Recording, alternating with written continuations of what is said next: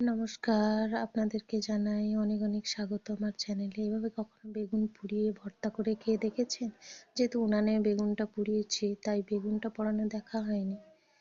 এভাবে একবার হলেও শীতকালের বেগুন দিয়ে ট্রাই করে দেখতে পারেন।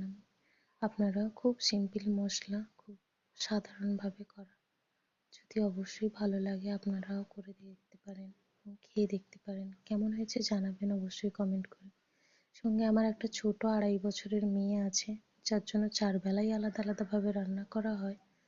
তো আজ ওর দুপুরের মেনু ছিল শিঙি মাছ দিয়ে ওর ফেভারিট সবজি গাজর আলুর একটা খুব সাধারণ এবং সিম্পল তরকারি, যেটা একদমই মশলা কম, খুব সামান্য মশলা দিয়ে ওর জন্য রেডি করে দিয়েছিলাম।